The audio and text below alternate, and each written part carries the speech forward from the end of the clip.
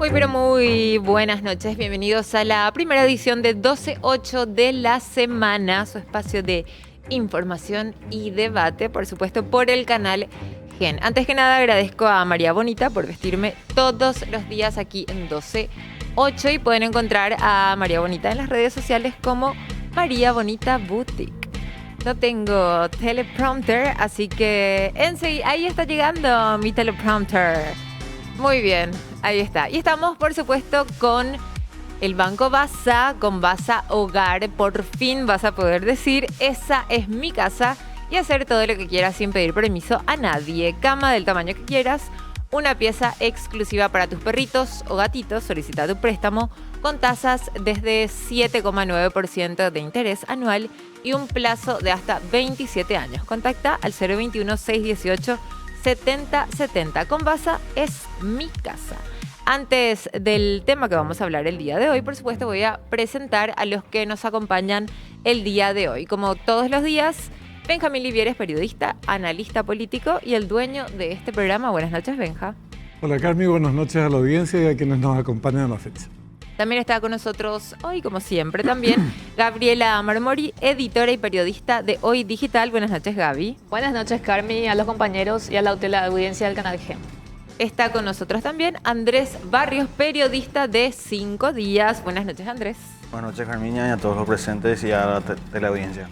Y el comisario Juan Pereira, jefe del Departamento de Automotores de la Policía Nacional, que tiene que ver con el tema que vamos a tocar el día de hoy. Buenas noches, comisario. Buenas noches, Carmiña, a todo el panel. Buenas noches a toda la teleaudiencia. Muy bien. Y el tema en cuestión, lo que está ocurriendo casi todos los fines de semana desde hace un buen tiempo, es esto, lo que vamos a estar hablando el día de hoy. Tecnología y robos de autos de lujo en Paraguay, el desafío de la policía. Sabemos que hace un buen tiempo se vienen robando vehículos de alta gama y uno diría, pero ¿cómo están robando los vehículos de alta gama? Esos famosos vehículos que uno necesita la llave, lo que uno arranca con el botón, pero hay una tecnología ahora que consiguieron los criminales, los ladrones que usan esta inteligencia y uno diría, pero ¿por qué no usan la inteligencia como para hacer un negocio, hacerse millonarios? No, utilizan para robar. Así que ya arrancamos con el comisario Juan Pereira para que nos vaya comentando primero que nada de qué se trata este dispositivo, comisario, tan novedoso que están utilizando los criminales, y lo bueno es que dentro de todo están consiguiendo y encontrar también los vehículos robados. Sí, sobre este equipo tecnológico, según me están informando los técnicos, es capaz de accionar el arranque de un vehículo de alta gama, extrayendo o decodificando la computadora del mismo. También puede desbloquear a cierta distancia, entonces le facilita el acceso para poder dar el arranque y hurtar estos vehículos. ¿Cómo es ese dispositivo, comisario? Bueno, Físicamente, digo. Tuvimos la oportunidad de hacer un buen trabajo. Al inicio vi que estaba en el portal que es un desafío para la Policía Nacional. Es cierto que es un desafío. En parte estamos teniendo una batalla ganada, en el sentido que logramos detener a esta persona e incautar del mismo ese aparato al momento en que estaba accionando el arranque de un vehículo, y pudimos concretar este trabajo de manera infraganti en cuanto a la detención. Este aparato que fue incautado tiene el tamaño similar, tal vez un poco más pequeño que una tablet.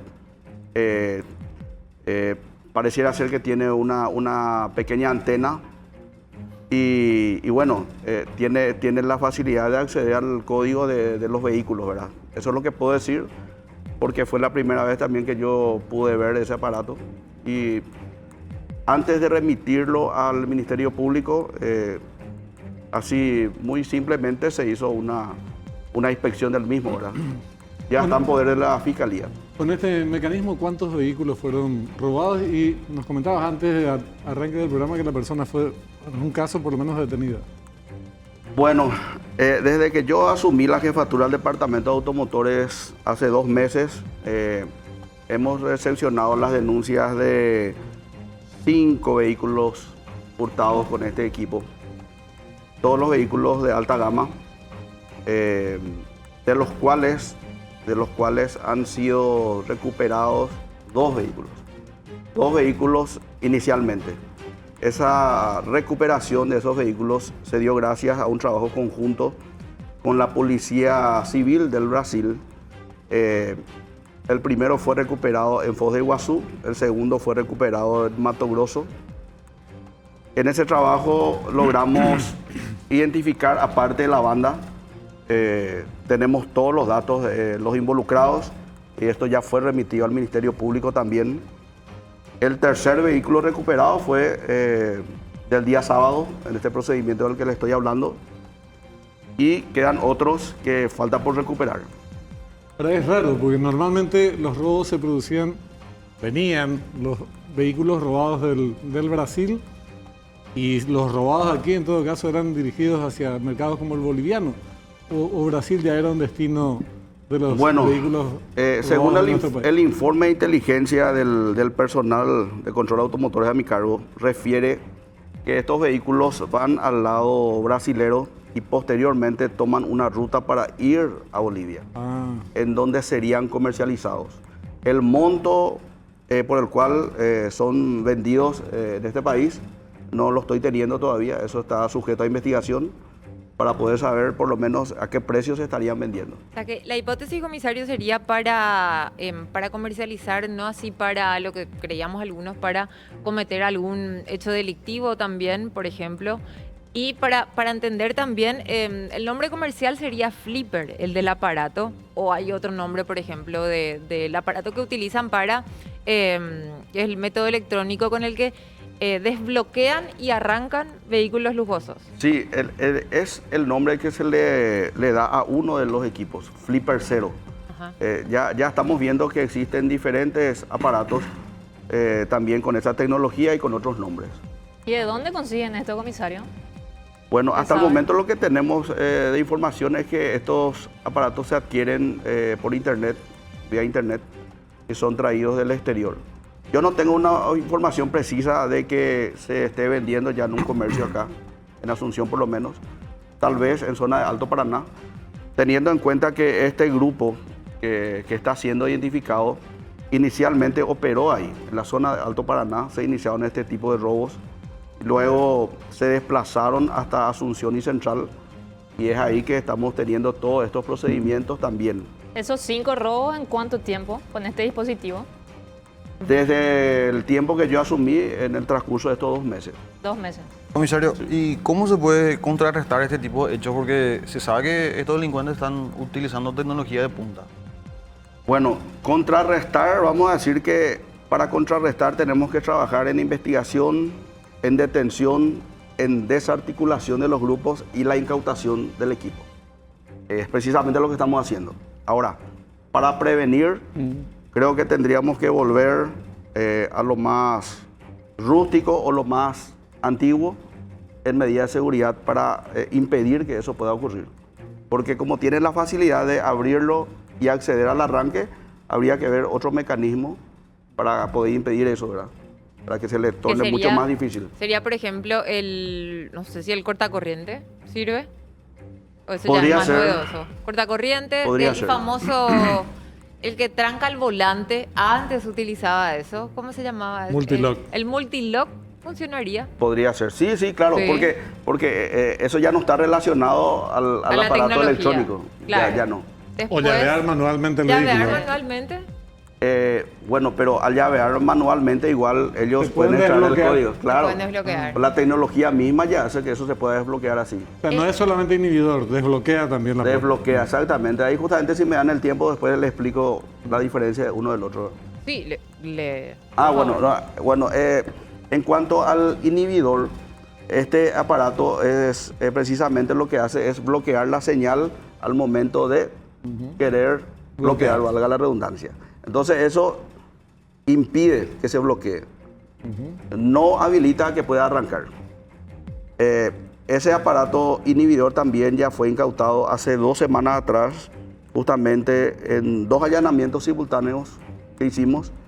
Recuperamos una camioneta robada también incautamos el vehículo en el cual ellos se desplazaban y marcaban sus objetivos. Le detuvimos a estas personas. Era una banda que operaba en la zona de San Lorenzo, Asunción y en la zona de Itá. Bueno, ese grupo fue desbaratado en donde se incautó el inhibidor. Entonces ahí está la diferencia del inhibidor y el aparato que estamos hablando, ¿verdad? Son No tiene dos la aparatos. capacidad de dar un arranque, por ejemplo. Ok. ¿Y son todos paraguayos los de estos grupos? Los identificados hasta ahora sí, son todos paraguayos. Pero cayeron todos, comisario. No. Faltan personas involucradas que tienen que ser detenidas. Y en el caso de estos dispositivos, ¿son todos integrantes de una misma banda o son distintos? Sí, exactamente. ¿Sí? Porque tenemos la información de que todos serían de la zona de Alto Paraná. Entonces vienen con estos equipos hasta acá, hasta la zona de la capital.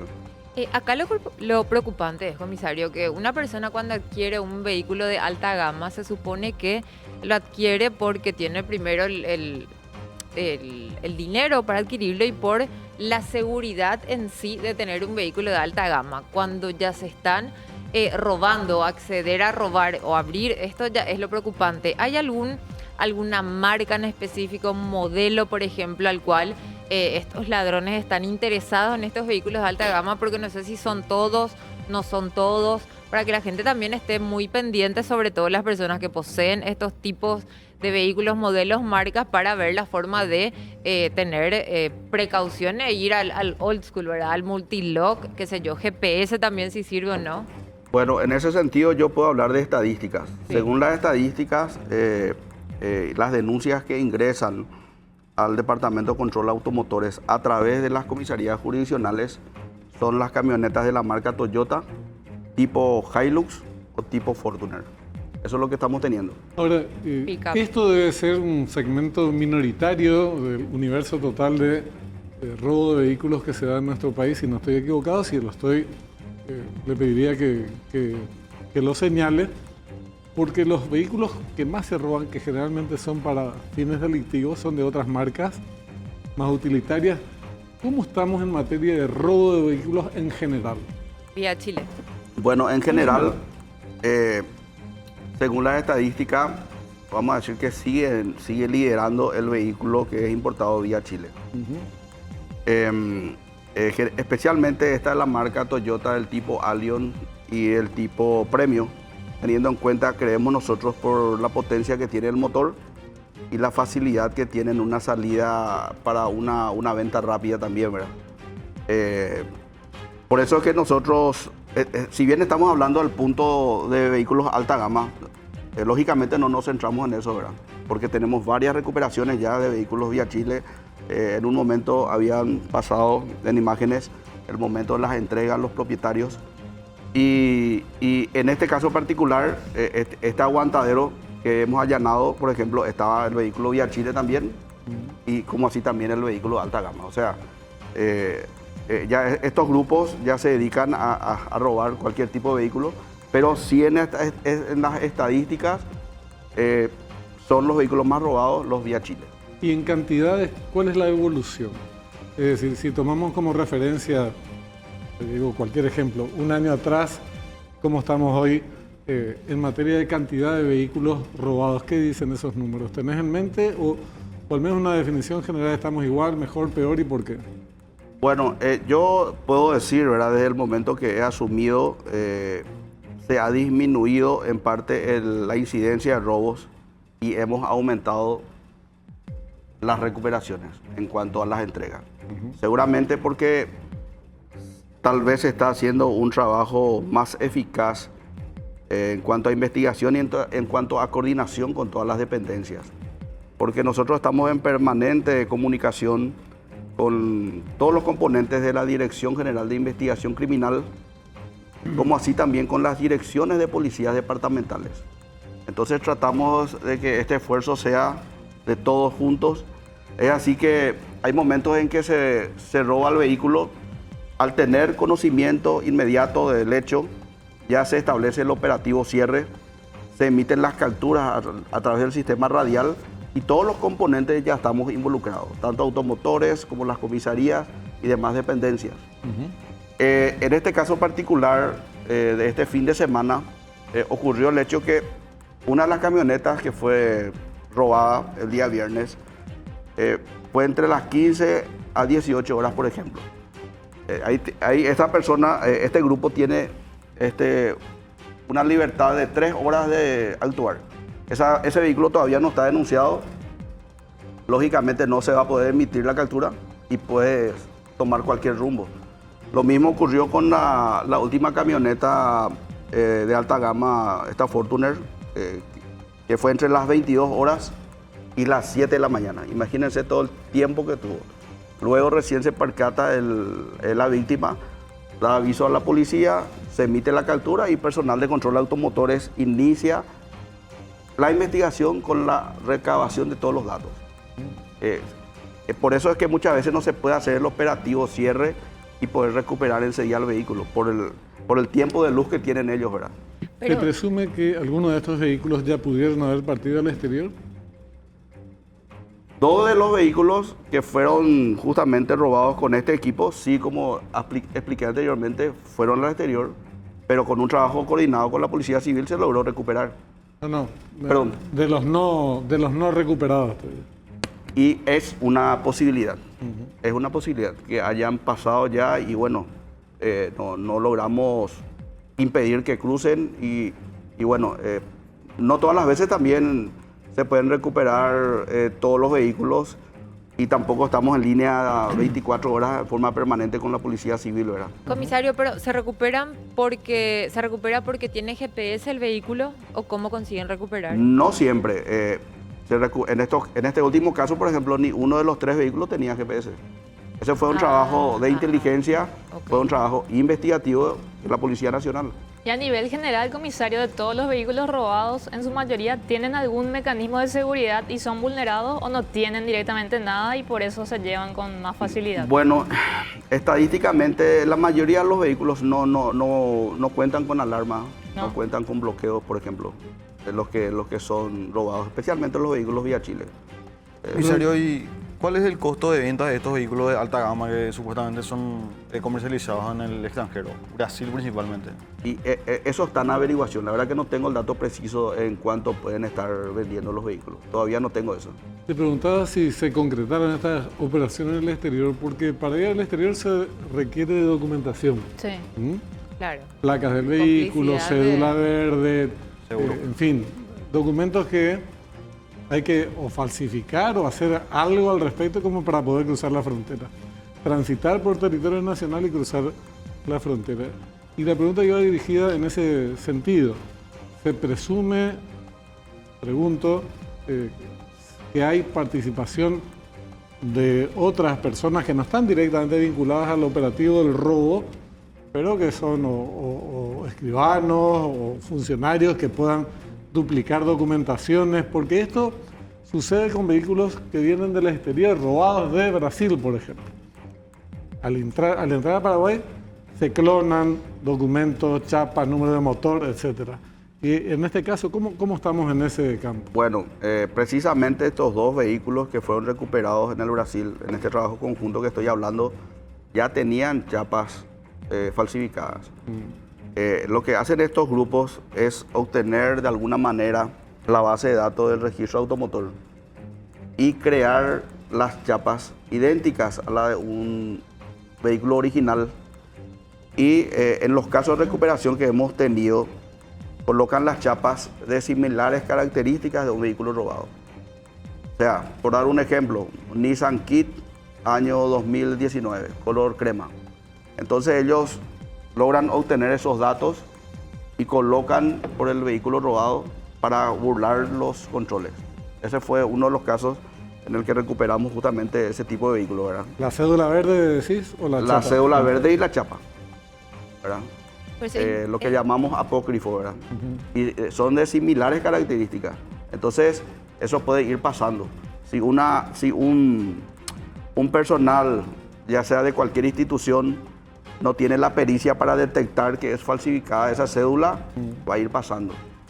Por eso yo decía, es mucho laburo, es mucha la logística que hacen estos robacoches, ¿verdad? Porque no dejan de ser robacoches. en la cual están implicados muchas personas para robar tanto. Los vehículos Vía Chile, que siguen siendo los más requeridos, que muchos terminan en desarmaderos, ¿verdad? Que bueno, porque te roban desde el famoso, ¿cómo se llama?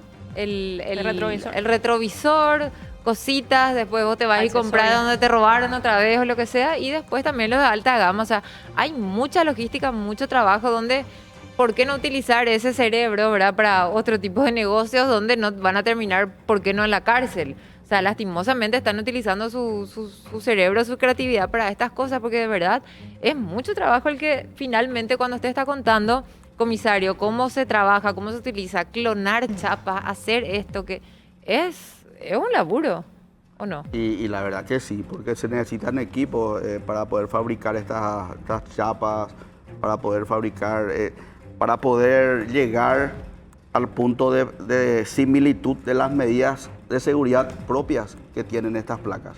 Tratan de coincidir con las medidas de seguridad justamente para burlar los controles. Como está diciendo, es realmente un trabajo técnico muy bueno para poder conseguir eso. Lo que pasa es que si nos guiáramos por ese criterio no tendría que haber crimen, ¿verdad? Y además el crimen es mucho más rentable que el trabajo lícito.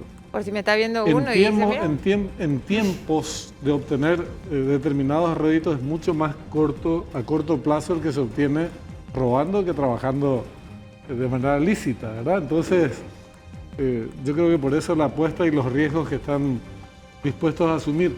Pero de todas maneras yo quiero insistir con una pregunta para saber, tener una dimensión del problema del robo de autos en Paraguay y comercialización de autos ilícitos o robados en otros países como Brasil. ¿Qué definición podemos hacer, comisario? Pues si no se habla de robos y a veces o se amplifica más de lo necesario o se minimiza un problema que es bastante serio y que podría involucrar a otros actores o que involucra a otros actores. Bueno, de hecho no solamente los ladrones propiamente. Digo. Sí, de hecho que involucra a muchos actores porque según el informe refiere todos los trabajos que estamos realizando. Está aquel que roba el vehículo, está el otro que recibe el vehículo. Y este que recibe es el que debe ubicarlo en el punto de destino final, ¿verdad? Entonces ahí está la organización. También está el hecho de que consiguen cruzar la frontera, ir a otro país. Entonces ahí estamos hablando de un tráfico internacional de vehículos robados. También está el hecho de que pueden ser remarcados los números de chasis. Se pueden crear un contrato privado simple, sin certificación de firma de ninguna escribanía, y estos pueden ser comercializados en cualquier lugar, con un precio mucho menor, y la persona que quiere un vehículo ya no se pone a mirar todos estos detalles y compra, ¿verdad? Y hay un abanico de posibilidades de lo que se puede hacer de un vehículo. En cuanto a las estadísticas, por ejemplo, se tiene entre 3 a 5 vehículos de repente por día, algunas veces 3, otras veces 2, pero eso es a nivel nacional. Tenemos que tener en cuenta que eso es en toda la República, ¿verdad? ¿Y qué departamentos principalmente? En el departamento central principalmente. El departamento central. Y en cuanto a estadística es así. Lo que pasa es que cuando se roba un vehículo, yo entiendo eso, porque recibo innumerables mensajes de todas las víctimas, porque yo siempre proporciono mi número y entiendo la situación, porque es un hecho muy traumático. Entonces causa un impacto psicológico y que eso alcanza a toda la familia. Claro. ¿Verdad? Por más que parezca que son 3 vehículos nomás que se robaron en toda la República, pero un solo vehículo ya creó un impacto tan grande que bueno, eso se difunde y crea como una psicosis colectiva también. Comisario, y cuando una persona está interesada en adquirir un vehículo, pero le ofrecen a un costo menor de mercado, ¿eso no debería de llamarle la atención también a esa persona interesada? Debería llamar. Y es más, llama la atención a varias personas, por eso es que en el Departamento de Control de Automotores estamos recibiendo a diario personas que vienen con los vehículos, con el vendedor y el comprador, y se hace la verificación del mismo. Ahora, lógicamente que si detectamos una irregularidad o si el vehículo está denunciado, ya va a tener que quedar incautado, ¿verdad? Hablando de denuncias, ¿Brasil remite algún listado de posibles vehículos que, habiendo sido robados en Brasil, están en el Paraguay? Estamos teniendo justamente ese nexo, ya tuvimos reuniones bilaterales y estamos compartiendo información. A raíz de eso es que estamos consiguiendo recuperar los vehículos que se roban acá. Cabriteros son los que hacen este Ese es el nombre que reciben. O sea, esa es la denominación. Qué rara, ¿no? Sí. Yo quiero hacerle dos últimas consultas, comisario, porque se sabe que en nuestro país, en Asunción, en el área Gran Asunción también, no mucha gente posee cocheras. Entonces, si es que hay también, qué días hay que estar más atentos, ver la forma de guardar el vehículo, si es fines de semana, de noche seguramente ha de ser, porque la gente que no le queda otra que dejar el vehículo en la calle, no todos tienen también guardias de seguridad o lo que sea, poner o sí un GPS, por ejemplo. Los fines de semana creo que son los días que más se roban. Esas cosas, recomendaciones también para la gente, ya que hay un grupo delictivo ahora que tengo entendido detuvieron a 4, pero hay algunos todavía que están prófugos y pueden ese tipo de recomendaciones. Bueno, a ver, según las estadísticas, hablan de que precisamente los fines de semana aumenta el índice de denuncia de robo de vehículos. Como les dije anteriormente, todas las medidas de seguridad son válidas dentro de las medidas posibilidades también de cada persona, ¿verdad? Invertir un poco tal vez no. Y por ese motivo es que nosotros implementamos estos operativos que ya estamos viendo estos resultados precisamente fin de semana. Vamos a decir que nos pusimos las pilas el 100% del equipo de trabajo y bueno, tenemos estos resultados con las recuperaciones de vehículos, con las detenciones y las incautaciones de todos los equipos, también con los allanamientos que estamos realizando. Es decir, ante la incidencia de denuncias en un horario o en unos días de semana específicos, entonces ya realizamos estos operativos. Okay. Y por último, en el allanamiento que hicieron el fin de semana en este aguantadero de Luque, donde recuperaron algunos vehículos, ¿qué otros elementos incautaron también? Bueno, también hemos incautado pasamontañas, llaves maestras, destornilladores, cajetillas sería de vainillas de 9 milímetros, también guantes, cintillos de seguridad también, que pueden ser utilizados para esposar, maniatar a una persona. O sea que mucha evidencia, ¿verdad? Eso de dejar en los aguantaderos, perdón, es parte de ese famoso proceso de enfriamiento que le llaman, de dejar unos días y ver si tienen GPS. Sí, exactamente. Sí. También logramos incautar chapas del vehículo robado, también chapas falsificadas, justamente estamos hablando recién de eso, documentos falsificados. Todos estos documentos y estas chapas falsificadas que se incautaron iban a ser utilizadas por los vehículos robados para poder llevarlos a otro punto, ¿verdad? En general, ¿cómo están actuando? ¿Cuál es el comportamiento de los robacoches? En el pasado eran muy violentos, pero muy violentos. Y en este caso, de los autos de alta gama no hace falta que recurran a la violencia, pues se suben como si fuera de su propiedad, arrancan y se van. Pero la mayor parte del universo no. Entonces, en algunos casos son no solamente robos, sino asaltos. ¿Qué recomendación hay en función a ese nivel de violencia que podrían ejercer estas personas? Bueno, siempre se recomienda no poner resistencia. En todo caso, vamos a decir que entregar el vehículo, no poner en riesgo su vida, su integridad física, y ya dejar a cargo de la Policía Nacional y el Ministerio Público la investigación. Eso es lo que podemos recomendar. En cuanto a asaltos para robar vehículos, es de menos incidencia estadística. Más incidencia estadística tenemos justamente en los casos que no hay violencia y se hurtan los vehículos. Son zonas transitadas, comisario, las que eligen para el robo. Uno dice, no, acá es muy despoblado, acá no hay gente, pero en realidad, Acá a la casos vuelta, recientes, ¿eh? acá a la vuelta nada más, en zonas, ¿Me estás hablando del caso particular del viernes? por ejemplo, por pero ejemplo. No solamente ese. Sí. No, y bueno, es así. En este último caso de que estamos hablando, por ejemplo, no pudimos acceder al circuito cerrado porque no había en la cuadra en ese momento. No teníamos acceso a ninguna cámara. Entonces tuvo que ser un trabajo netamente investigativo al no tener acceso a ningún circuito, ¿verdad? Sí. Qué bárbaro. Así es. Muy bien. Creo que, bueno, a poner el GPS. Tomar precauciones. ¿verdad? Precauciones, sí, realmente. Tomar precauciones y alentar a que estas políticas desde la Policía Nacional sean lo suficientemente eficaces como para ir desalentando el robo de coches. Por eso es importante en algún momento precisar, comisario, cómo estamos en materia de estadísticas para saber cuál es la evolución en general en lo que respecta al robo de vehículos, a la cantidad de vehículos recuperados, a la cantidad de personas, delincuentes, detenidos y procesados. Esos números son buenos para poder comparar con el pasado y saber cómo estamos en el presente.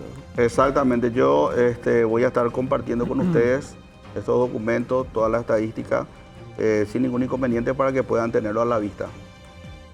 Le agradecemos, comisario, por su tiempo y por haber venido al programa y darnos estos tips antirrobos, si es que se puede, ¿verdad? Y muchas gracias por hacer bien su trabajo hasta el momento y ojalá continúe así también.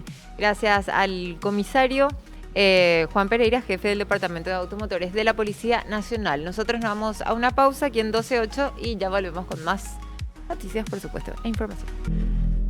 Estás tomando el café. Estoy tomando mi café, chicos. Te Exactamente. tiraron al aire muy rápido antes de traer. Un cafecito, muy bien. Es momento de hablar de educación superior y para eso está con nosotros Federico Mora. Siempre digo Moura, es Mora.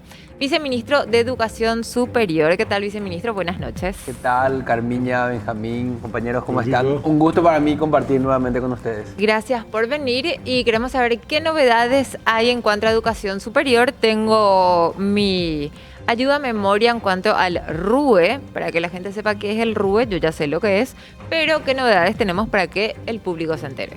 Bueno, el RUE yo creo que es el paso más importante de este año y medio de trabajo, pero también el más necesario. Si hoy me volviesen a preguntar, como hace un año y medio, qué es lo que el sistema necesita, yo hubiese vuelto a decir el RUE, Registro Único del Estudiante de la Educación Superior. Básicamente lo que hace es generar una ficha digital de cada uno de los estudiantes para seguirle durante toda su trayectoria. Entonces tiene la carga de las asignaturas que hizo, las calificaciones, los docentes, compañeros, filial, turno, carrera, universidad, etcétera, de los 400.000 estudiantes que tiene el sistema. 400.000. Mira, nosotros estamos ahora con 315.000 registros ya cargados. Creemos que hay 400.000. Ese es el otro tema, que el RUE lo que nos da es precisión. ¿Cuántos y dónde, verdad? ¿Cuánto, dónde, en qué carreras, con qué nivel de éxito o no, deserción? ¿Cuántas son de públicas? ¿Cuántas son de privadas? ¿Dónde hay carreras saturadas y dónde hay déficit? Claro. Entonces, nos da inteligencia para poder generar políticas públicas. Claro, sería como el ingreso, la permanencia, trazabilidad, ¿verdad? Y como para terminar con los famosos títulos truchos. Sí. Que Totalmente. sabemos que existen por ahí. Está hecho para eso y para mucho más. Digo para eso porque lo que va a pasar con esto es que ya no se puede perder el estudiante, en el sentido en que cada dato del registro lo carga la universidad por año y automáticamente se llavea el año. Yo no puedo cargar registros de años anteriores. No puedo crear fichas por eso sin que tenga un proceso de 5 o 6 años de carrera. Y además solamente puedo hacer un registro si tiene la habilitación de la carrera como punto de partida para abrir un capítulo de una carrera nueva.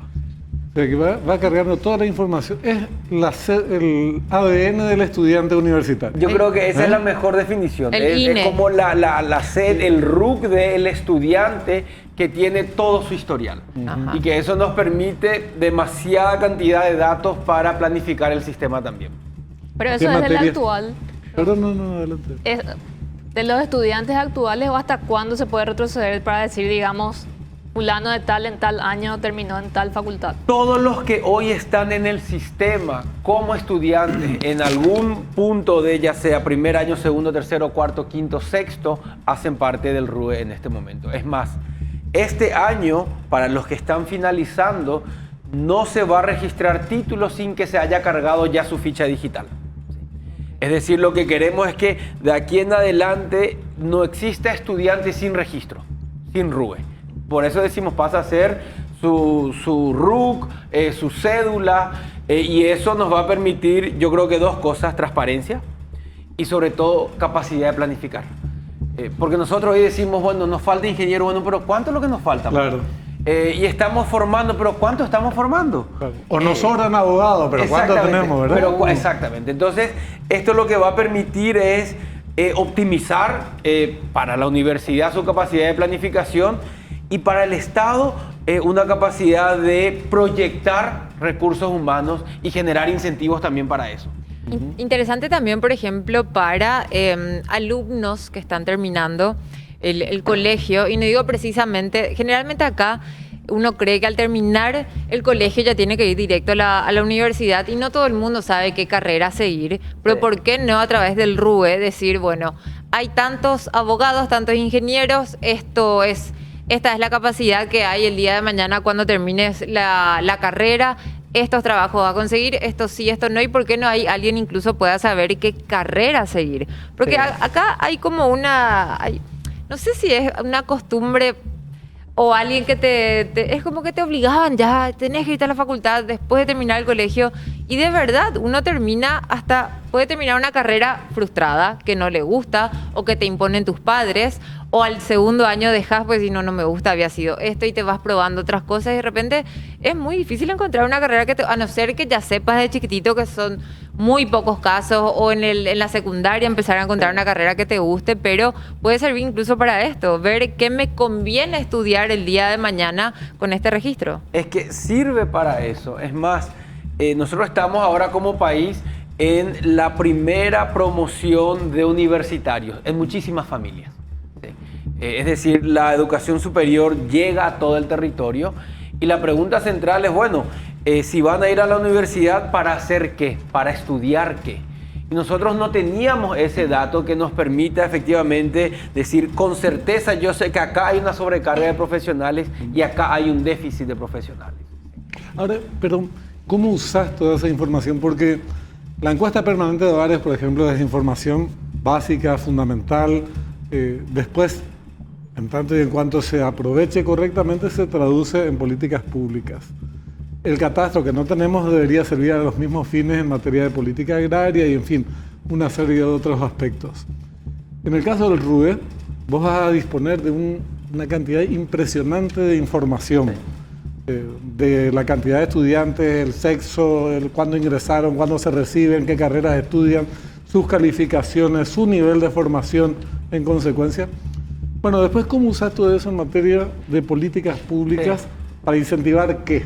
Bueno, yo te cuento que ya ahora para el 2025, Becas Gobierno del Paraguay va a tener su primera versión de uso de datos. Nosotros hoy ya sabemos que carreras de ingeniería y tecnología no superan el 5%. Ciencias agrarias no supera el 3%. Ciencias naturales el 7%. Medicina el 10%. Que es altísimo. Sí, pero ciencias sociales, incluyendo derecho, el 40%. Entonces, ¿qué es lo que nosotros estamos haciendo ahora? Ya esta nueva convocatoria de becas va a tener mensajes muy importantes. No sé si da ahora ya preanunciarlo, pero vamos a darle más recursos a ciertas carreras. A través de becas. Sí. Es decir, te vamos a decir, si haces estas carreras, el monto que te doy es el doble que estas otras carreras. O sea, Porque- que servirá para el Programa Nacional de Becas. Así mismo, porque lo que queremos es guiar también a las carreras donde hay un déficit a nivel nacional, porque ya podemos proyectar que hay un déficit. Porque hoy sí tenemos los datos para saber de que el Paraguay necesita X cantidad de ingenieros en los próximos 5 años, y estamos nosotros a un décimo de eso. Pero también por otra parte sabemos que estamos graduando demasiado en ciertas carreras, sobre todo derecho, sobre todo administración de empresas, etcétera, etcétera, donde es importante redistribuir el incentivo y el mensaje, y para eso es muy importante que el Estado te pueda dar incentivos a través de recursos. Y hay un motivo de preocupación también, si bien uno tendría que celebrar que hayan tantos estudiantes de medicina y que se reciban tantos estudiantes todos los años, que tiene que ver con el nivel de formación, con la capacitación de los mismos. ¿Cómo se pueden recibir en nuestro país tantos profesionales? ¿Cómo pueden haber tantas facultades de medicina si no tenemos los formadores para llevar adelante eso, ni los centros en donde realicen, establecimientos sanitarios en donde realicen sus experiencias prácticas, digamos? Yo te cuento ahí, Benjamín, que el otro gran capítulo de este año fue la investigación de una comisión sobre el desarrollo de las carreras de medicina. Pero esperamos tener los resultados, yo creo que en febrero, enero, febrero seguramente. Nosotros ya no estamos generando ninguna habilitación de carrera hasta tener estos resultados a vista. Y básicamente lo que van a hacer es medir, tenemos o no el número y la especificidad de docentes que requiere el sistema para esto. Tenemos o no los lugares de prácticas a nivel nacional suficientes para el número de estudiantes que hoy tenemos. ¿Cuál es la proyección de capacidad de recepción del sistema? Y después, de alguna manera, saber si lo que estamos generando en gran mayoría vuelve, porque hay que decir, los estudiantes que vienen de Brasil, entendemos que en su gran mayoría vuelve al Brasil. ¿Y qué otras medidas intermedias? Por ejemplo, se habla de un examen. Lo hablábamos con la ministra de Salud. ¿Podríamos tener un examen que permita o ser el documento para recibir la matrícula? Una cosa es graduarse, otra es la matrícula para el ejercicio profesional. ¿Podría ese examen también hacer la vez de acceso para CONAREM, la especialidad médica, pero ser también acceso a la matrícula, por ejemplo? Eso yo creo que tiene, no sé si tiene tanto que ver, ¿verdad? El tema de los estudiantes de medicina, pero sí lo que falta son las especializaciones. Por ejemplo, pueden haber muchos, doy un ejemplo, ¿verdad? Ya que mañana es Día del Médico, ¿verdad? Entre paréntesis, mañana es 3 de diciembre. ¿3 de mañana? Sí, Día del Médico. Por ejemplo, faltan más reumatólogos, faltan más, qué sé yo, anestesiólogos, faltan más, hay muchos, qué sé yo, gastroenterólogos. También podría servir para eso. Es que se reciben, trabajando. pero el tema es que ver en qué especialización faltan médicos, porque todos se reciben de médicos, pero después la especialización es justamente donde estaría faltando. Y les cuento un dato ya derivado del RUE. Hoy nosotros sabemos cuántos estudiantes hay de medicina. El sistema tiene 43.000 estudiantes, donde unos 3.000 son paraguayos y unos 40.000 son brasileños. Entonces, hoy nosotros ya podemos seguir la ruta de ese estudiante. Y el siguiente paso justamente es la planificación de eso, así como dice Carmiña, poniendo en foco en dónde y qué necesitamos hacer para reforzar el nivel de especialidades médicas, que es el siguiente paso. ¿Y cómo nos garantizan a los ciudadanos potenciales pacientes y a los brasileros, a donde van a parar después estos? Pues muchos de estos estudiantes van a Brasil y terminan rebotando. No calificando. Entonces eso nos plantea, nos interpela en el sentido de qué tipo de profesionales egresan de muchas de estas facultades, porque esto lo discutíamos con otras personas en otros momentos. ¿Puede ser un motivo de celebración? Sí, desde luego, si la calificación les, digamos, avala que egresen tantos estudiantes. Pero si no, quiere decir que estamos ante un problema que nos lo estamos administrando debidamente, Federico, porque te digo... Ahí lo que veo, Benjamín, eso ocurre. Es que los resultados, más allá de que podamos acceder a cada año cómo les va en el Brasil, nosotros deberíamos generar nuestros propios filtros. Porque si la preocupación son los médicos que entran a nuestro sistema, entonces el punto es, bueno, ¿qué medidas tomamos nosotros como país? Así mismo. Por eso te decía que dentro de esa agenda está la posibilidad de efectivamente hacer un examen que permita el acceso a la matrícula. que pueda resumir efectivamente todo lo realizado sobre la carrera y que sea, así como hoy ya es con AREM, el punto de acceso a la especialidad médica. Que no sea el acceso a la matrícula directa sin más, pero son conversaciones que tienen que desarrollarse y para eso es importante esta comisión que está trayendo todos los datos y mientras eso pase dijimos, señores, no más carrera, acá hay que hacer un paro en el camino. ¿Hay un Que es plazo donde hoy estamos. para conocer, para que termine eso, para conocer los Pues resultados? yo creo que los resultados van a estar en enero. Enero. Ahora está en elaboración de los informes, se está trabajando con el Ministerio de Salud, cruzando datos con la de NERS, que es la que se encarga o la que tiene el mapeo de los lugares de prácticas a nivel nacional. Yo creo que hay dos grandes inquietudes que deben ser respondidas. Uno, capacidad de prácticas. ¿Tiene o no el país capacidad de prácticas suficientes para el número de estudiantes?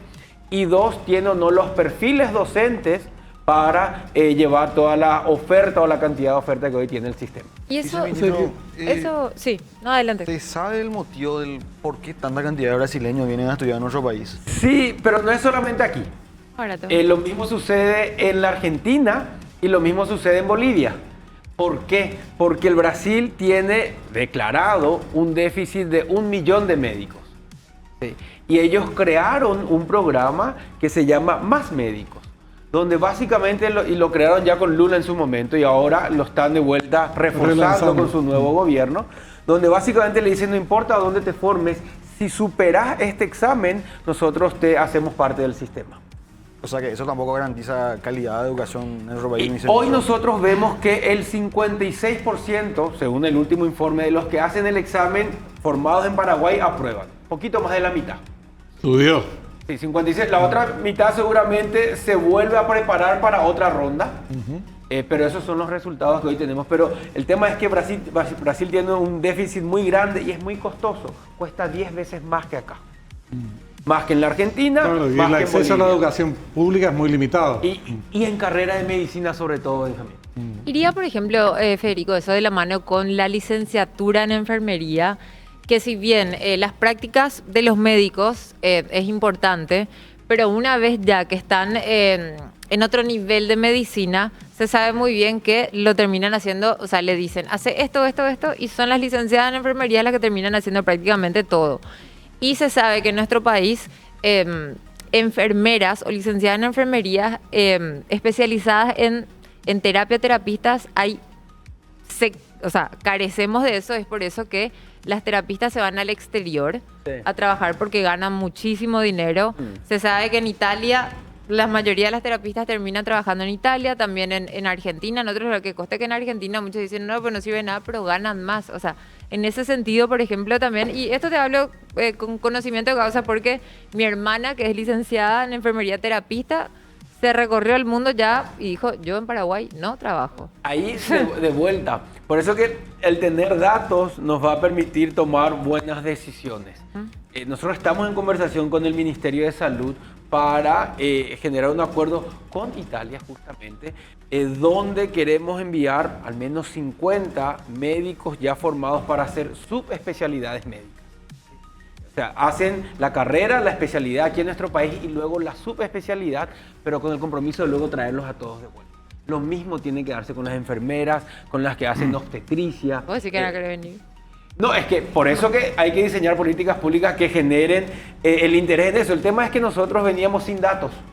Sí, hoy Claro. conocemos los datos, entonces podemos decir, esto estamos formando, pero todo esto es lo que va a requerir el sistema proyectado en el tiempo. Yo creo que ahí está la riqueza de lo que trae el RUE. Viceministro, y se sabe que una enfermera o un profesional de salud gana mucho más en el extranjero. Sí. Nosotros queremos repatriar esos profesionales. Sí. ¿Cómo hacemos para Que sea contrarrestar esa atractivo. diferencia salarial que hay entre un enfermero que trabaja en Italia y uno que eventualmente regresaría a nuestro país? Yo creo que son dos cosas. Una es generar paquetes atractivos para los que están fuera. Finalmente, siempre hay esa necesidad, esa búsqueda de volver al país, de volver a la casa, volver al hogar. Pero la otra es retener a quienes están en proceso de formación. Lo que nosotros no podemos es, en todo caso, seguir soportando una fuga de talento formado, muchos de ellos, en la universidad pública. Porque también ese es un punto de debate.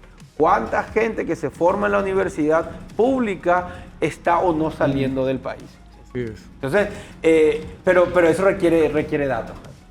Claro, además es una inversión perdida, pues son muchos años de apuesta a la construcción de un profesional que finalmente termina yéndose a otro país, ¿verdad? Entonces, lo que yo quería preguntarte tiene que ver con nuestro nivel profesional. Seguro que dista o se diferencia mucho de una carrera a otra, no debe ser una cuestión uniforme en todas las carreras, pero siempre hacemos mucho énfasis, por ejemplo, a nivel secundario. Sí. Los chicos de 15 años tienen problemas severos de lectura y comprensión de lo que leen. Estamos hablando de niveles muy, pero muy altos, 70%. ¿Cómo afecta después eso en su incorporación al sistema, al nivel universitario, con una formación tan deficiente anteriormente? ¿Cómo se corrige eso, si es corregible? Es corregible y afecta y mucho también. A nivel mundial hay una tendencia en que la educación superior en tiempo se va acortando. Nuestro principal problema para eso es la preparación con la que llegan los chicos al nivel de la educación superior. Entonces, ¿qué es lo que nosotros estamos viendo ahora? Es el capítulo de formación de nuestro docente. ¿Qué es lo que encontramos con eso? Lo decía el otro día muy bien el ministro, tienen un problema de perfil. ¿A qué se refiere eso? Nosotros tenemos la formación del profesorado, es una tecnicatura la que hoy le habilita al docente a entrar al aula, que viene de un instituto de formación docente. Nosotros hoy tenemos mapeado, identificado que el 70-80% de la oferta de un instituto de formación docente es para docente del primer ciclo y segundo ciclo, del primer grado al sexto grado básicamente. ¿Sí? Pero nuestro déficit de docentes está en el tercer ciclo, séptimo, octavo, noveno y en la media. Y ahí está literatura, física, química, matemáticas, etcétera, que es donde está nuestro cuello de botella. Terrible. ¿Y qué es lo que pasa? Sí, ahí lo que pasa es que nuestros IFDs no tienen el capital humano para formar en esos niveles. Por eso vamos a hacer que se formen en la universidad. Nosotros estamos viendo ahora cómo reconocer lo que hizo el docente con el Instituto de Formación Docente, sumarle 2 años más en la universidad, ya en temas específicos, temáticos, asignaturas como tal, y generarle el título universitario para eso. Esa es la nueva innovación y el nuevo formato de complemento de la formación De licenciatura se convertiría en una carrera universitaria. Lo que nosotros haríamos es llevar al docente con formación de Instituto de Formación Docente, profesorado, agregándole 2 años de docencia específica en matemáticas, en física, en química, en literatura, en ciencias Para ese sociales. tercer ciclo y para la media. Exactamente. Eso está genial. Ahora, sabemos todos que ser docente es una vocación también. Y más de uno habrá tenido acá algún que otro profesor que, por más de que era, no sé, ponerle que tenía todo eso, había forma de que uno le pueda prestar atención. Hay que tener una vocación y qué difícil es encontrar ¿no? Eso no es buenos maestros, ¿verdad? Tanto en el colegio, en el secundario e incluso en la universidad, de que uno le presta atención y eso ya, bueno, de que capte la ya atención. depende de la vocación de uno. Pero, y de cómo, no sé. Cómo ¿sabes qué pasa, ¿verdad? Carmilla? Es difícil eso. Es complicado, es un desafío. Yo soy un fiel creyente de los procesos. Acá hay varias cosas que tomar a la par. Entonces, una es, sí, docente, yo te voy a formar mejor, vamos a irnos a la universidad también, 2 años por lo menos, y vamos a hacerte universitario, que hoy tu formación es de una tecnicatura, necesitamos avanzar, queda corto eso. La otra es el salario mínimo profesional que se cumplió el año pasado. Por fin ahora el docente está muy bien pagado hoy por turno. Yo creo que el tema salarial ya no es hoy un tema de debate, digamos, en el docente. Y lo tercero es la carrera del docente, que es el desafío, yo creo que del 2025. Es decir, nosotros tenemos que mostrarle al docente cómo es su camino a lo largo de los 25 años. ¿Qué tiene que hacer para crecer dentro del sistema? ¿Qué tiene que hacer para volverse catedrático? ¿Qué tiene que hacer para ser director, supervisor, etcétera? Y que eso esté muy bien escalonado con una serie de incentivos para transitar ese proceso. Porque nosotros, claro, al no tener eso, es muy difícil para el docente entender por dónde va, y también por eso entra demasiado la política. Porque no está todo estructurado y esto necesita ser muy cuadrado. Porque la docencia necesita ese nivel de rigurosidad. Federico, yo quiero seguir con el tema de la formación y de todos estos planes que estás mencionando. Pero antes, un dato. ¿Cuántos chicos salen de la media todos los años en Paraguay? ¿Cuántos se reciben y cuántos ingresan a nivel universitario? ¿Cuál es esa brecha? Debe ser muy Y nosotros importante. tenemos que hablar en torno a unos 100.000 graduados año. Mira que el sistema tiene Que un salen del colegio. Sí, 1.200.000 tiene el sistema. Por supuesto, va haciendo un embudo, a partir del séptimo se va reduciendo, pero en promedio unos 80.000 a 100.000.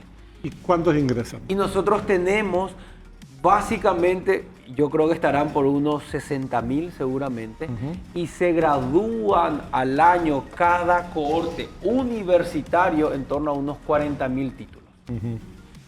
Es decir, se va reduciendo y se van generando filtros.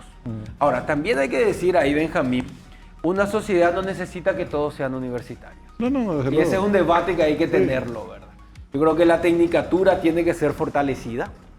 Nosotros creemos que la tecnicatura puede también luego unirse a la carrera universitaria, así como queremos hacer con el docente, porque el sistema de créditos, que es lo que también estamos implementando, permite eso, le da flexibilidad al sistema. O sea, hay carreras que podrían dejar de ser universitarias y convertirse en tecnicaturas. No, hay jóvenes que pueden hacer una tecnicatura, le podemos reconocer eso y luego agregándole 1, 2, 3 semestres más, llevarlos al nivel universitario. Es decir, podemos hacer de que si quiere luego hacer una carrera, no comience de cero, porque ya tiene competencias, ya sabe hacer cosas. Y el sistema de créditos permite captar el saber hacer de las cosas. Sí, puede sonar medio tonta la pregunta, pero yo no tengo la respuesta, entonces quiero hacerla. Cuando hablamos de la formación de los chicos en las escuelas, colegios, una de las razones de su deficiente formación tiene que ver con los docentes, con la insuficiente formación de los docentes. Y a nivel universitario, ¿cómo se califican a los formadores? Buena ¿Quién los pregunta. capacita? ¿Quién dice, estos enseñan, estos están en condiciones de enseñar? Hoy Más lo allá que- del título que tengan, digo. Un año de Hoy lo que didáctica se universitaria. hace, y yo creo que tiene que ser más especializado, y medicina me parece que va a ser la primera que va a tener una didáctica docente específica para esa carrera. Hoy los que quieren acceder a la docencia hacen la didáctica universitaria. Ese es, digamos, el habilitante para ejercer la docencia en la universidad. Ahora, también eso tiene excepciones. Si uno tiene una maestría en el tema o luego un doctorado, queda exonerado de esa figura. Ahora, yo lo que no creo, Benjamín, es que nosotros tengamos tanto déficit del docente universitario como tal. Me parece que sí tenemos en ciertas carreras déficit de los especialistas mismos. Medicina es un caso súper concreto de eso, ¿verdad? Ahora, sí el historial habla de muy buenos docentes en ingenierías. Yo creo que hay carreras donde están muy robustecidas. Para mí el gran desafío nuestro es guiar la oferta. Lo que no queremos es que los estudiantes tomen carreras que luego van y están saturadas en el mercado, no la utilizan, genera una frustración Eso, te y frustra. genera también una pérdida de tiempo y de recursos, ¿verdad? Hablemos de los recursos, porque todos los más lindos, los mejores planes del universo después tienen dificultad a la hora de ejecutarse por razones presupuestarias en la mayoría de los casos. Muchos de estos chicos que van a la universidad provienen de familias que no son precisamente muy pudientes, tienen dificultades económicas y vos hablabas de becas, pero ¿cuál es el nivel de gratuidad de la enseñanza superior y cómo se combina con programas de becas para aquellos segmentos que no tienen condiciones de estudiar si no fuera a través de esto? El nivel de la gratuidad es muy bajo. Hay que decir, y el año pasado, este año, en abril, se conversó muchísimo sobre el arancel. Hubo movilizaciones al respecto, yo estuve conversando con los estudiantes. El arancel es altamente simbólico, pero la cobertura no llega al más del 10% de los universitarios. Eso es un dato ya real nuestro de la encuesta también que hicimos sobre la educación superior. Hoy nosotros sabemos que un mes a un universitario le cuesta entre 2 millones a 2.700.000, dependiendo de si está en capital, área rural, departamental, etcétera, etcétera, etcétera. Nuestros estudiantes en un 60% estudian y trabajan por eso. Entonces lo que nosotros ahora estamos es, por una parte, reforzando el nivel de becas, diciendo, para estas carreras te voy a dar más recursos, porque estas carreras tienen menos demanda justamente por el costo. Porque en muchos casos son carreras de tiempo completo y son carreras que no permiten, por ende, esa dualidad de estudio y trabajo. Entonces, por eso que es demasiado importante, así como decís, no puede haber política pública sin dinero en mano. Claro. Nosotros necesitamos decirle al estudiante, te voy a dar más plata para hacer esto. Y la disponibilidad, te digo, pensando a futuro, ¿cómo gestionaría y qué posibilidades concretas de obtener esos recursos tendría el ministerio? Nosotros unimos ahora los fondos de Itaipú, Yacyretá, el Ministerio de Juventud y el MEC. Todo pasó a ser una única bolsa de becas, que se llama Becas Gobierno del Paraguay. Por eso nos permite dar al menos 5.000 becas. ¿Becal? Los becales para el exterior. Ajá, perdón, Carlos Antonio López. Sí, López, esa es becal, pero esa es para el exterior. Ajá. Eso tiene su camino y continúa para el nivel de posgrado.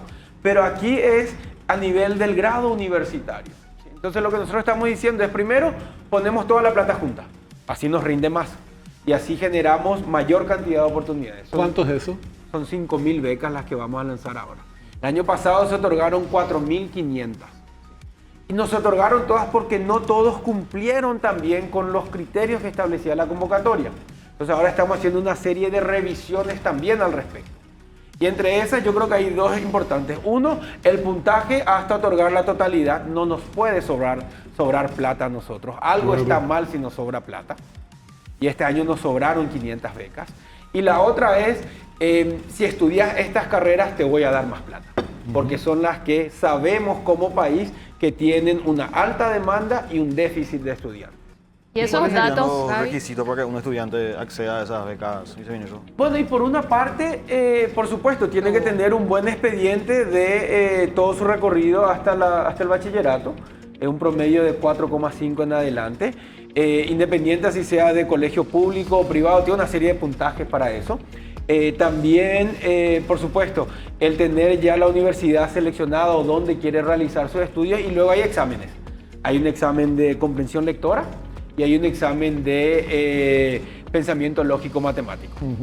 Pasando esos dos filtros, se accede a la beca. Esos datos estadísticos interesantes que mencionaba que tiene el registro, ¿eso va a estar disponible para que uno pueda informarse como alumno? Acabo de terminar el colegio y quiero saber qué carreras son las más estudiadas, las menos Sí, estudiadas. nosotros el informe también de esta encuesta la tenemos luego publicada en el MEC y en el CONES. Pero de y fácil vamos acceso. hablando, pero sí queremos, esto tiene que ser como un portal abierto, Sí. luego el RUE mismo, ¿verdad? Tiene que ser. Donde Totalmente. uno dice, mira, quiero ver si mi hijo efectivamente está matriculado, entonces Que está entra y cursando, pero está está- cursando. Y Y la información nos va a hacer libre, como se dice. una última consulta, Federico. En alguna de esas becas, por ejemplo, están, no sé si en algún plan a futuro, no sé si ahora, personas mayores, ¿verdad?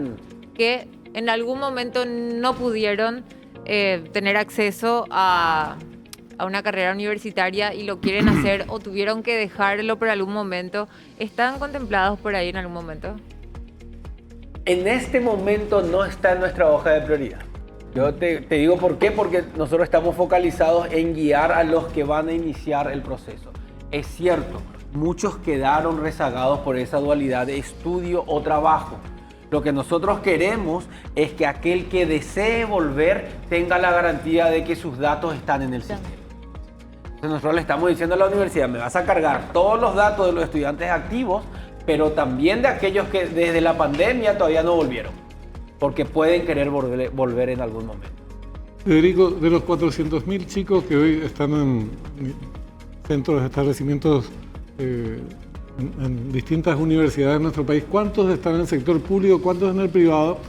Y si se plantea la discusión en torno al tema de los recursos justamente Sí. y la vía de financiación, en el sentido siguiente, muchos van a la Universidad Nacional, pero son pudientes. Vienen de colegios privados, colegios Es así. importantes y compañía, pero le está financiando el Estado, que a su vez tiene pocos recursos para financiar a los que vienen de escuelas, colegios públicos que no tienen dinero. Entonces, como administramos necesidades más que muchos recursos, ¿esto es motivo de discusión? Sí. ¿Es motivo de debate de cómo y hay se un puede dato, evaluar? hay un dato que nos preocupa muchísimo y ya lo decía el presidente. ¿Qué es lo que se da? El chico que de la media se gradúa de una institución pública no siempre llega con las mejores calificaciones luego del examen para ingresar a un cupo de la universidad pública y debe ir a la privada donde tiene que pagar. Y el chico que pagó su educación privada, toda la media se graduó, el bachillerato, etcétera, llega en mejores condiciones y va a la universidad pública donde básicamente el Estado es quien se hace cargo. Entonces tenemos un cruce que tiene que ser tratado. Claro. Entonces un punto es...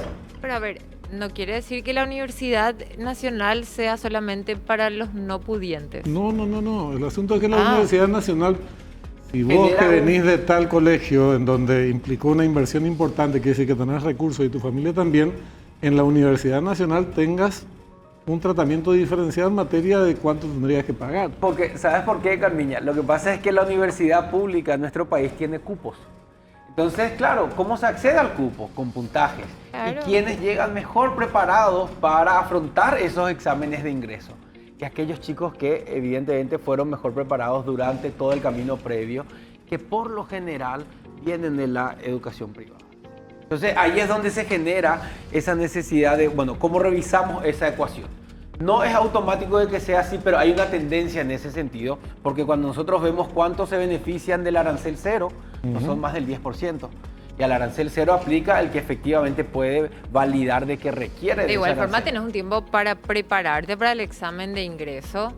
Si bien no son los años que estuviste en la secundaria, pero hay un tiempo para prepararte y estudiar. Pero también. no es lo Y mismo. son muchas el cosas, por asunto eso... es equilibrar lo máximo posible Claro. algo que hoy es Por eso digamos, el les reinado de la decía, inequidad. Discriminaciones. son Al revés, la procesos y cosas a discriminación, la par. Hoy llegan en una situación de discriminación los chicos a nivel universitario. Lo que te está diciendo es, los que vienen de la educación privada tienen mucho más chance de calificar el ingreso a la Universidad Nacional, no así el 80% de los estudiantes que provienen de la escuela pública. Hay unos cuantos acá, ¿no? Igual de educación. En el sector privado sí también. claro, ahora, El ¿qué estamos academicismo, haciendo? otra categoría. Del privado, Yo te creo que digo. no, sí. Lleno de canestas. Lo importante es qué hacemos al respecto. Y lo que estamos haciendo es tomar a los... El Paraguay tiene, o el MEC tiene 7 centros regionales, que son centros educativos de referencia. Está en Alto Paraná, está en Itapúa, está en Central, está otro en el Guairá, está otro en Ñembucú, son 7. Y son muy grandes, tienen 3.500 alumnos en promedio. ¿Sí? Lo que estamos haciendo es que una universidad pública apadrine a un centro regional educativo y genere un acompañamiento para que los últimos 3 años del colegio ya tenga una connotación de cursillo preparatorio. Es decir, hay medidas que se pueden generar en ese sentido. Hoy la malla curricular del tercer ciclo y la media está muy cargada. Hay que descargar y darle estas asignaturas más generativas Más útiles. de matemáticas, comprensión lectora, darle énfasis en estas y que eso básicamente haga ya la ruta de preparación de cursillo del estudiante. Entonces, el objetivo es también en este 2025, están muy avanzadas las conversaciones entre centros regionales y universidades públicas para que se genere ese apadrinamiento. Viceministro, y- ¿Otra consulta más? Esa depuración de materias, ¿en qué nivel de prioridad estaría hoy? Mira, yo creo que hay una frase que describe, nosotros hacemos todo junto y a la par, porque necesitamos crear varios canales de intervención. Si nos Sí. quedamos solo con uno, nos quedamos cortos. Estos son procesos. Hay un equipo trabajando en esto, como hay otro equipo trabajando en becas, otro trabajando en el RUE, otro en el sistema de créditos, etcétera, y vamos llevando los procesos. Sí, me parece excelente se esté trabajando en conjunto con eso. ¿Una consulta más tenías? Quería Esteban? consultar nomás, viceministro, si en algún momento se puede plantear analizar el tema del filtro para el acceso a la universidad pública, porque el examen de ingreso no precisamente refleja el nivel de preparación del estudiante.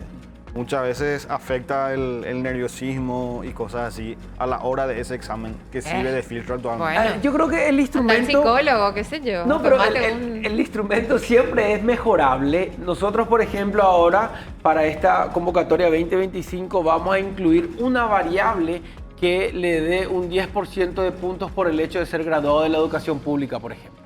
Sí. Es decir, siempre vamos viendo cómo calibrar para que tenga una combinación de efectivamente validar lo que ya hizo, no solamente en el examen, sino 12 años de formación, pero también premiar a ese estudiante que viene de la educación pública con un buen promedio también detrás. Ahora, lo que no puede es no generarse filtros. Claro. Entonces, siempre es la conversación esa, ¿verdad? ¿Dónde está el óptimo de ser tan duros, pero qué tan duros? O si es una beca de carácter social, bueno, pero ¿y dónde está la excelencia entonces? Entonces, es una necesidad de equilibrio constante. Esto va a generar mucho debate. Yo, una última, ¿cómo se dice? Yo aportaría algo más, mostrar las realidades de cada profesión.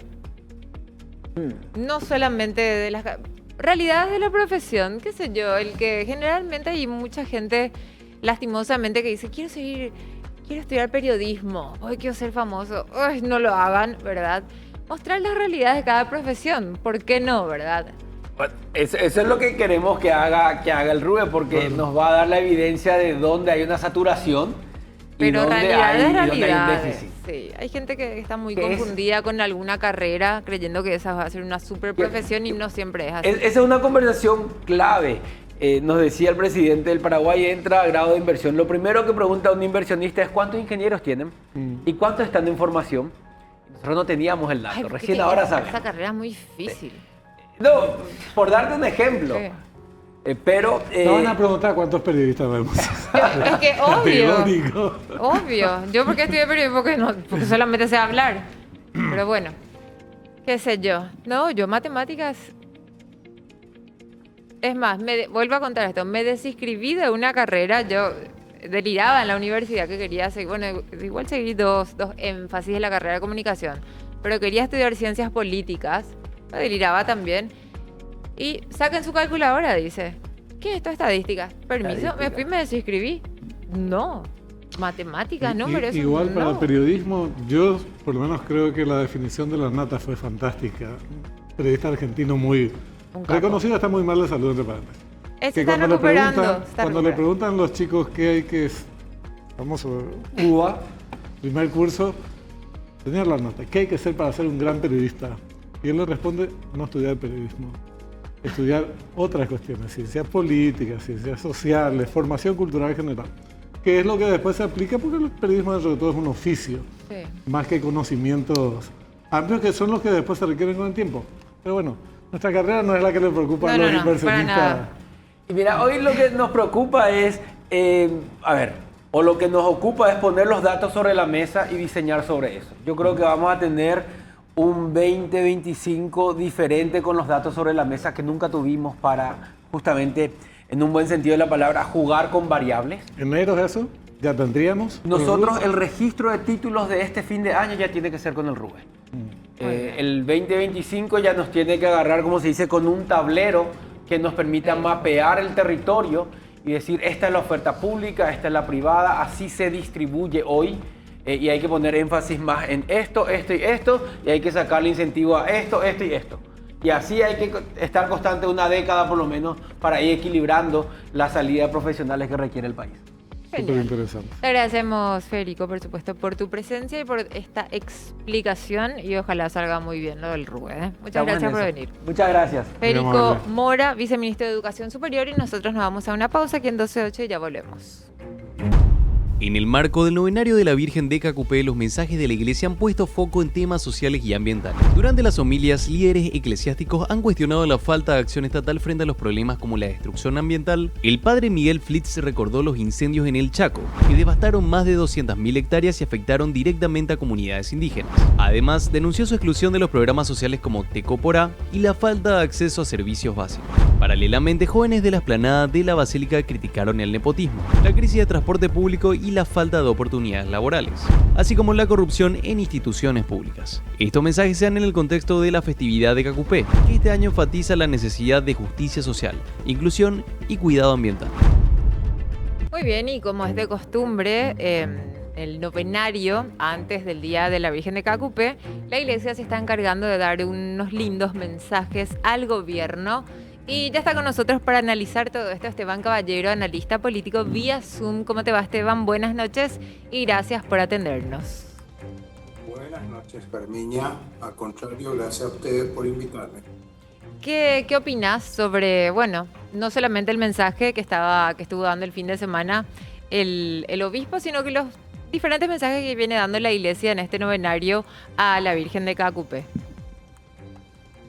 Bueno, yo creo que siempre es oportuno, digamos, que se puedan escuchar esas voces críticas o que señalan, digamos, aspectos críticos de la situación actual del país. Muchos de los temas que están siendo tratados en las homilías son temas que todos de alguna manera conocemos, comentamos, que han pasado, digamos, van ocurriendo en las distintas coyunturas. Me pareció particularmente importante esto último que estaban ustedes mencionando en el reportaje sobre el cuidado del medio ambiente y la atención que se debe prestar a este tema de aquí en más, justamente por la sequía, por los incendios, y también podríamos agregarle eso, la bajante del río Paraguay, digamos que la bajante de los ríos, en realidad, de toda la cuenca, que ha sido un problema bastante grave y que podría tener una recurrencia que podría ser muy dramática o muy negativa para el desarrollo del país, porque somos un país que depende mucho de la hidrovía, ¿no? También me pareció que el listado, digamos, de cosas que están saliendo necesitan corregirse. Creo que la parte de nepotismo, sobre todo en el caso del Congreso, ha creado una bastante discordia, ha creado bastante insatisfacción de parte del público en general, digamos, y eso ha sido un tema que todavía no sabemos cuál podrían ser los efectos que vaya a tener, pero sí la gente compara lo que sería el trato que se le ha dado a él o a ella, comparado con el trato que reciben todos, entonces los otros, entonces crea una situación, digamos, de un sentimiento de privilegio y desigualdad que es muy dañino en términos de la cohesión social, ¿verdad? En ese sentido, ese tema viene a ser equiparable también a los casos de corrupción,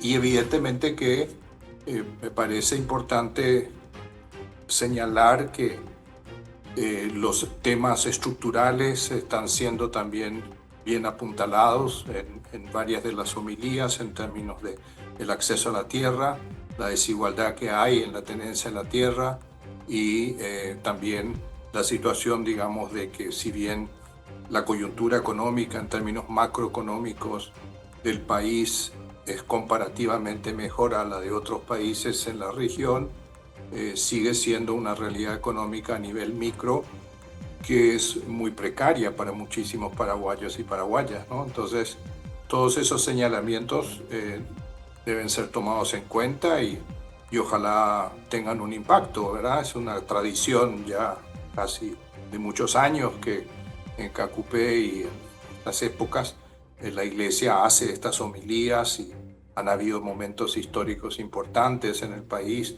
en donde esas homilías han tenido una significación muy especial.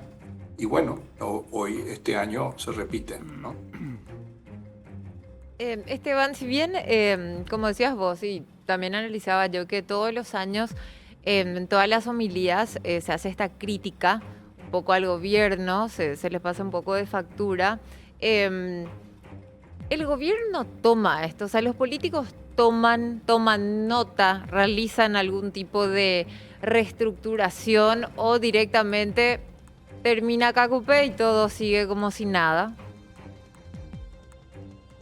Bueno, no, yo no te diría, Carmiña, que hay como una especie de reflejo concreto, inmediato, vamos a decir, no es que nadie esté ahí, por decirlo, tomando nota y yéndose al día siguiente a tomar decisiones que tengan que ver con eso.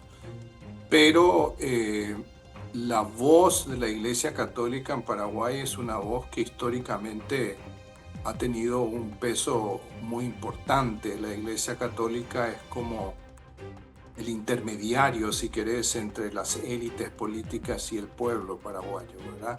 Es como la voz que modera o intenta moderar a las élites cuando éstas exageran en sus privilegios, ¿verdad? Y en ese sentido siempre tiene un efecto moderador, valga la redundancia, y no creo que el gobierno le sea indiferente lo que van diciendo, ¿verdad? Entonces, no es como te digo, no es un reflejo inmediato, pero digamos, si es que estas homilías tienen los contenidos que tienen, por algún motivo será, ¿verdad? Entonces ahí eso ya le llega a los tomadores de decisión en términos de, por ejemplo, bueno, vamos a darle más importancia al cuidado del medio ambiente, vamos a fijarnos más en los temas del cambio climático, ¿verdad? Vamos a hacer un esfuerzo mejor por afinar este tema, por ejemplo, de las filtraciones que se notan en algunos programas sociales como el del adulto mayor, ¿verdad? Vamos a tratar de evitar esas filtraciones. Y así sucesivamente, yo creo que hay ecos de eso que traspasan el momento y que llegan a ciertas tomas de decisiones que esperemos sean para bien. Yo tengo una opinión dividida sobre la línea general que están exponiendo los obispos y en su carta pastoral en particular. Por un lado veo una iglesia que cumple con su labor evangélica y sus mensajes tienen esa connotación, tratando de orientar a sus feligreses con determinados criterios, cuestionando la corrupción, planteando el problema del narcotráfico, la pobreza en general, cuestiones generales que me parece importante y cómo afrontar esos problemas desde una visión cristiana. Pero por otro lado ya veo la iglesia más política como factor de poder, en donde recoge y desarrolla un discurso más vinculado al de sectores de la oposición, grupos mediáticos, plantea el tema del copamiento de los poderes del Estado, plantea el problema del autoritarismo, del problema del retroceso de la democracia, como si esto fuera responsabilidad. Y no digo que no tenga derecho, puede hacerlo. Para mí no es la misión principal de la Iglesia, pero no estoy cuestionando el derecho de ninguna organización a pronunciarse sobre estos aspectos, aunque se aparte un tanto de su labor pastoral propiamente, sino que la forma en que lo hace es dirigida, parte de su tradicional política anticolorada, al oficialismo. Y es una visión cuanto menos reduccionista de los problemas que tiene nuestra democracia, de los problemas estructurales, que no son responsabilidad solamente del oficialismo.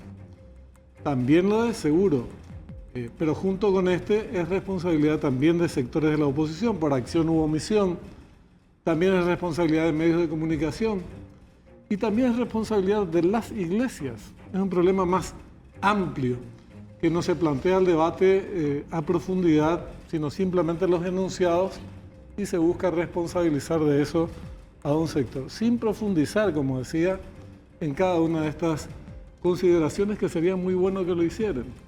Entonces, por eso decía, tengo una opinión dividida. En la cuestión general de la Iglesia, que es su papel, está en eso, pero después cuando ingresa en la parte política y ya como factor de poder, yo tengo discrepancias y creo que la Iglesia plantea verdades parciales y no abre el debate ni se incluye como corresponsable de los problemas que enuncia.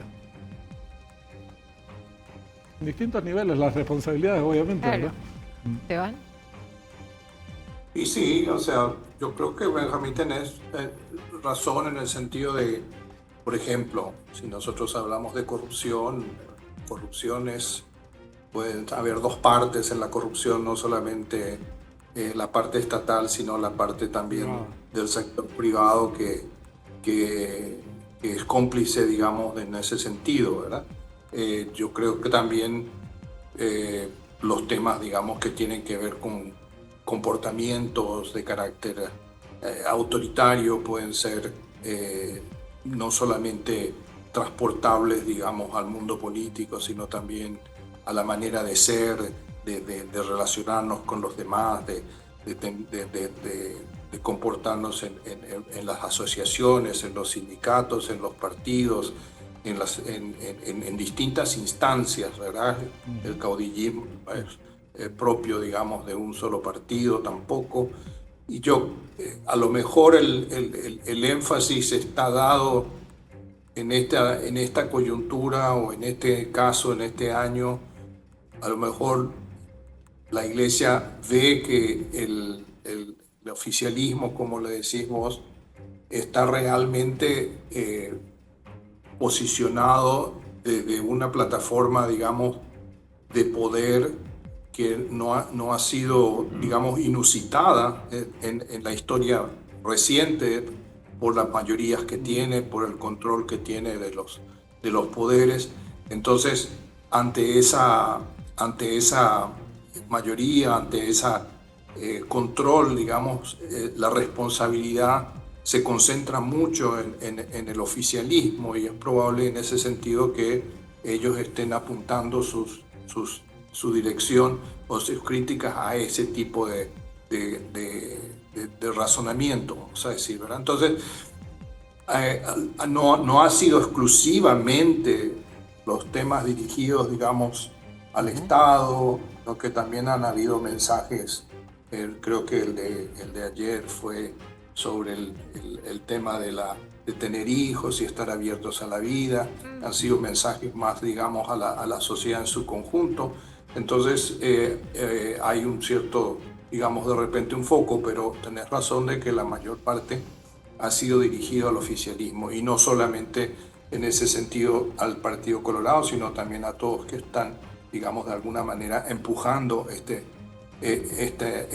gestión, vamos a decir, política que se está dando. Inclusive, diría, a modo de evidencia de esto, te quería plantear, Esteban, porque es un ejemplo nomás solamente.